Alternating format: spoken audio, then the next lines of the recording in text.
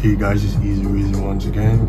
Welcome to my YouTube channel for those on YouTube. Welcome to my Substack for those who are going to be watching it here on Substack. And top of the day to you. It's a beautiful Wednesday morning, and the sun is out. It's a beautiful summertime. I hope each and every one of you are having a good time, and wishing you peace, love, and joy. And also, I just want to say, if you've not subscribed to my channel yet, to my Substack, and if you find videos like this interesting, please make your way to the subscribe button here on Substack and on my YouTube, and just subscribe and just put your notifications on, and wait for more videos like this where we explore various surprises as we grow and expand our knowledge and consciousness and level of skills and talents. So just hit the subscribe button. And today, before I go and start talking about the core idea or the title of my video today,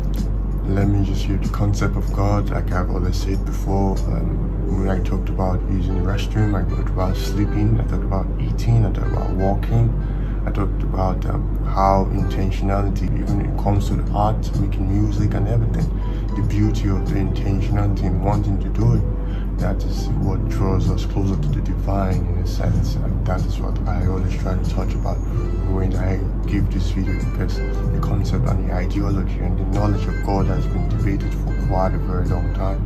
And the more we intentionally bring such topics to the public, then there's more understanding of it, that it's present. The title of this video is Synesthesia, the original language of the universe, where everything was everything. It's a very beautiful question, because synesthesia shows about the unity and the connectivity of all things, thoughts, sound, colors, and everything is connected in the brain. And in that, let's bring it to humanity issue. I believe everyone is trying to see, as I put up in my videos about from reflections and projections to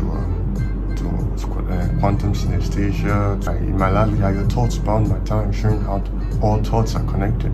Like you're thinking about someone, and when the person just shows up, technology has played on it. And when you're thinking about bags and shoes on Instagram, you start seeing, because you searched it, it just becomes it. So talking about how technology is playing on what has been there, or spirituality in a sense, because like they say, any sufficiently advanced technology is indistinguishable from magic.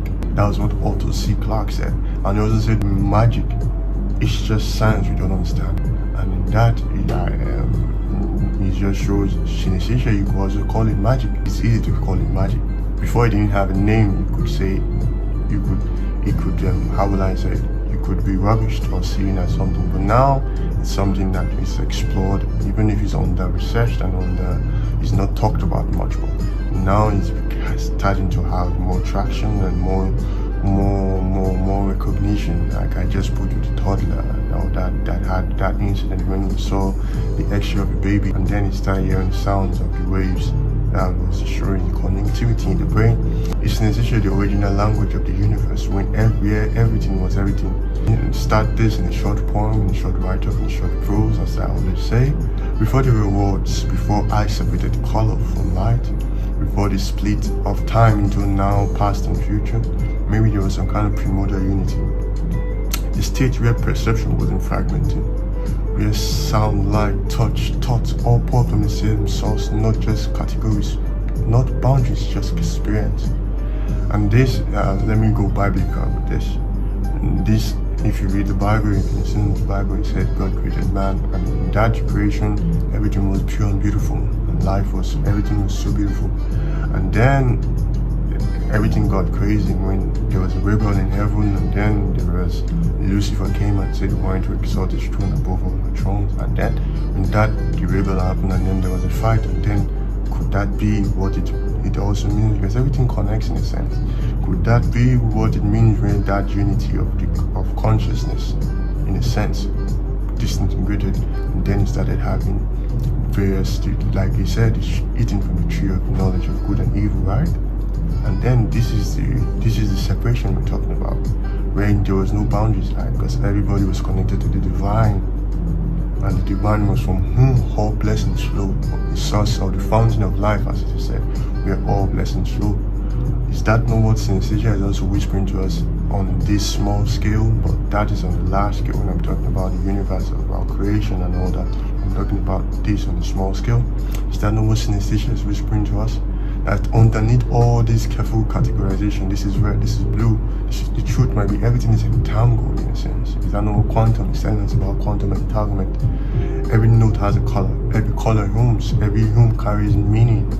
Like every note on an orchestra has a meaning. That's what makes an orchestra beautiful. And that's why I said the brain is not a machine but a symphony.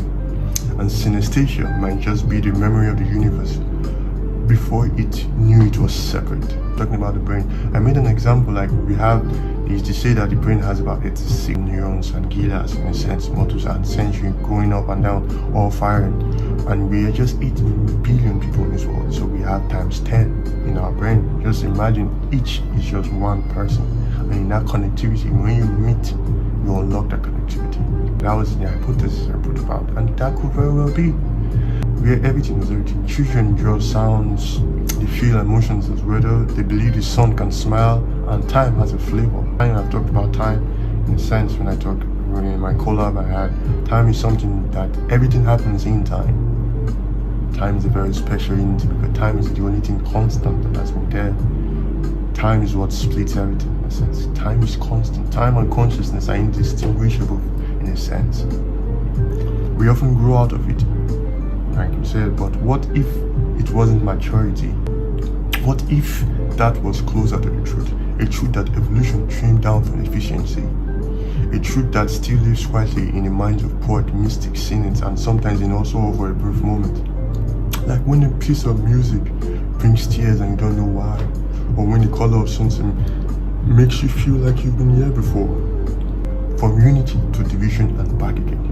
Maybe consciousness as it evolved had to divide the world to survive, to name things so they can stretch from safety to draw lines. That could just be very well. Then they became good and evil because of what happened in heaven, like the rebel.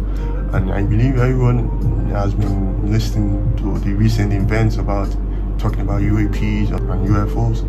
And I know it might see, everybody's waiting for see things like the Star Trek kind of aliens.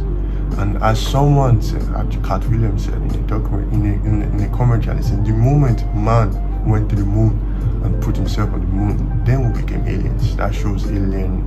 When you say aliens, aliens has been in existence. That was just the confirmation of it. But aliens has been there. You could call it, in the Bible it said there was a rebel in heaven, right? And then the sons of men came down. What is that? That was an invitation from foreigners that were outside. We were there. They were outside the world, but they came down from God, right? That shows that is that not the connection between what we're calling about aliens. So the Bible is not just like a compendium of stories, but it's actually telling you about these were aliens. It didn't just say aliens, but you know it's as aliens, but maybe it calls it spirits, it calls it whatever, it calls it spirit, or it shows that it was an intrusion from another world coming to this world. And then when he said from division back to unity, and the world as we know it has been destroyed how many times? The first one was after in the creation story of the world. All cultures, all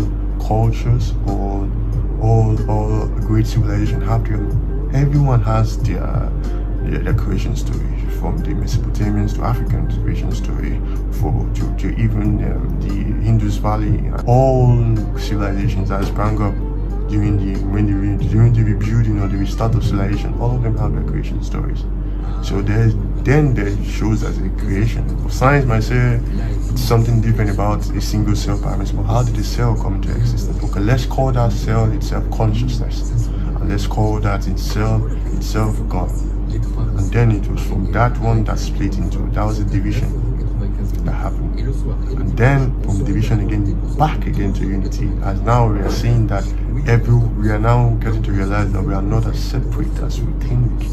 We are not all divided as we have been made to believe, that we are all connected as we see. And that was why I gave you the first instant when I talked about not just about you think about somebody and the person calls you. Like someone gave an example, he said he was thinking about the mom, then the mom just called. So you see that your thoughts are not just bound by time, and thoughts are very, very how everything is built in a sense. Everything starts from the mind. The mind is a very, very powerful tool. But where is the mind? Where is consciousness? The mind and consciousness, I feel they are indistinguishable, in my opinion. The mind and consciousness are one. As I listened to David Hoffman when he was talking about consciousness in a sense, like he was talking about, when they were talking about VR, as I pointed out, like when you take off your glasses, when you put the VR glasses, you are in a different world. And when you are on your consciousness gives rise to the brain, meaning until you go and see inside the brain, you don't know if the brain, someone has a brain. What if, for those people that are blind, that can't see, how would they know that there's a brain? You see, that's it. So consciousness and the mind actually give birth to these things that we start naming and categorizing. And now, like I said, from unity to division, and then we are all coming back again.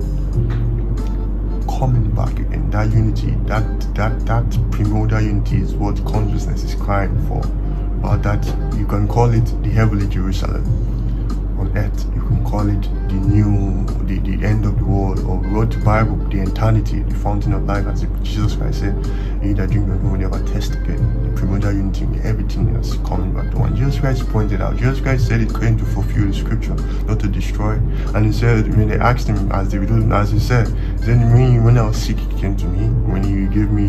When I was in the prison, you visited me. When I did not have money, you gave to me. And then he asked, how did I do this to you? But he said, when you do it to one, when you do it to someone else, you do it to me. He was talking about this unity that we have been able to divide, do it with race, do it with sex, do it with different divisions that human beings have started bringing. Because divisions, when it started from good and bad, then it's good and bad just started breaking down into different roots of the trees. You can see the roots of the trees. When they start going, it comes out as first as little ones, and then it just starts shooting out into different roots. And then you start having different connections, different divisions. When it comes to sexes, you have division. When it comes to classes and all that, caste system, divisions everywhere. And in those divisions, it has gone so vast. Now we're trying to come back in to see that all divisions are just naming. But now as we reach back towards an understanding of ourselves, psychologically, spiritually, and scientifically, because you have to put the spiritual, it has to be acknowledged as the foundation of it.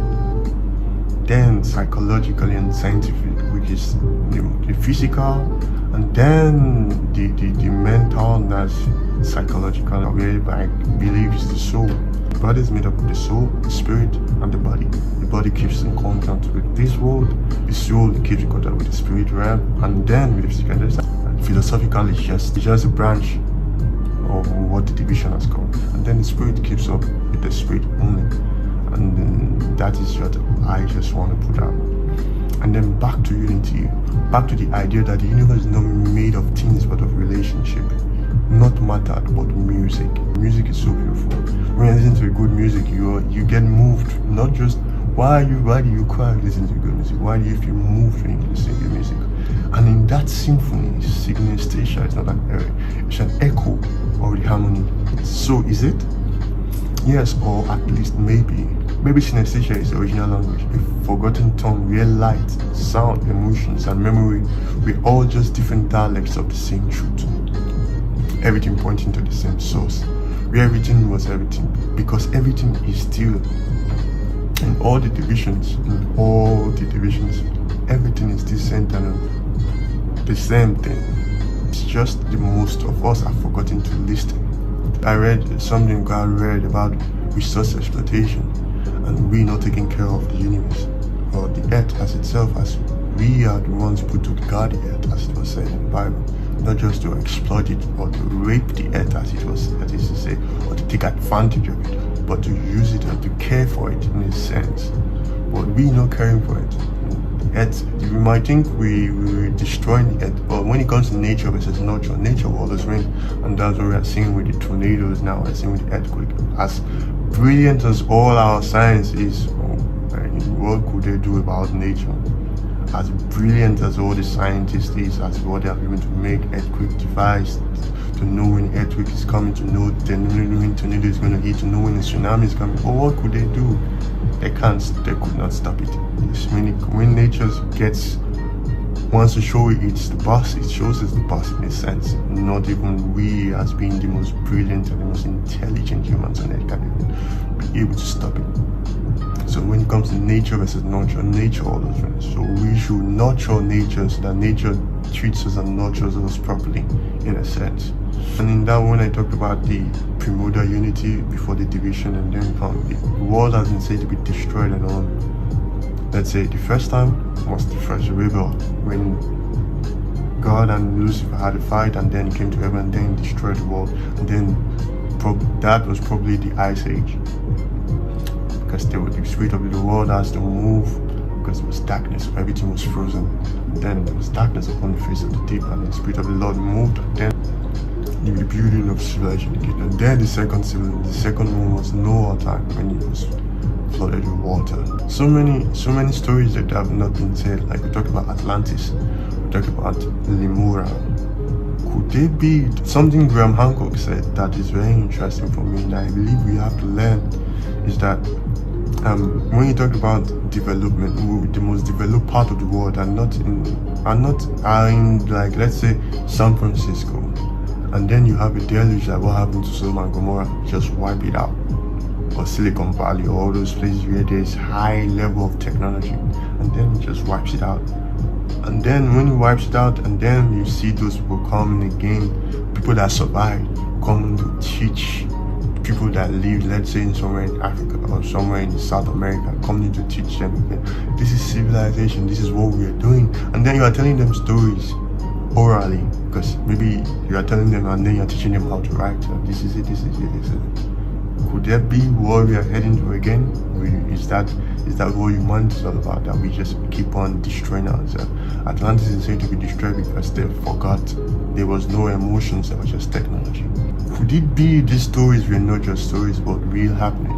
That Atlantis could be, because during the time when Noah's time, when he was devoured with water, it was said that the Nephilims, the sons of God, as it is said in the Bible, came and then saw the fair daughters of men, that they were beautiful, and then went in there and then gave birth to giants. And then during those times they saw that there was so much wickedness in the world, there was so much evil in the world. And what did God do? God came down and destroyed them with water.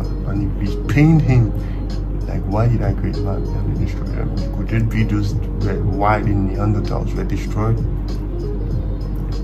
That is one.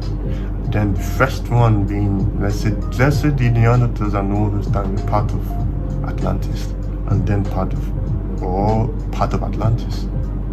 Atlantis was part of those people that were destroyed on this earth. And then they, because they were, because it might, let's just keep that as an hypothesis. That was the second evil destroyed. And then after that flooding, then when the water settled, then they started rebuilding civilization again. And then Noah was telling the children, this is these were the oral stories that we told, and that was what has gotten us to this point now. So in this whole understanding, what I'm trying to say is that humanity, we are all we got, and in order to save us, in a sense, because we are all we got. And the more we stop having such divisions, breaking into more and more pieces, and start getting to see that we are all one and connected, when we get to see that, and in that beauty of, let's say, synesthesia, in that primordial unity of when everything is divided to survive, and now it's coming back again, because hoping that as we have divided, we have seen that we have been stretched too far, and now we're trying to come back again to make the cycle complete, just to show that we are all one. And after the division, we are now found back love again. And that love, and that unity, in that primordial unity, as it is said, the rebuilding of not just the heavenly Jerusalem or the new Jerusalem, but of loving your neighbor as you love yourself, which is the biggest. What the Bible says, love your neighbor as you love yourself. Doesn't matter if your neighbor is Chinese, it doesn't matter if your neighbor is African, it doesn't matter if you're Australian, it doesn't matter where your neighbor is from. Love your neighbor as you love yourself. And that, I just want to say that is the end of my little poem, the end of my story, of my ranting and everything. If you find such topics interesting, if you find such videos interesting, once again hit the subscribe button, and it's a pleasure being with you guys once again, wishing each and every one of you a very, very beautiful day, and take care, and lots of love from me to you. Have a good one. Bye for now.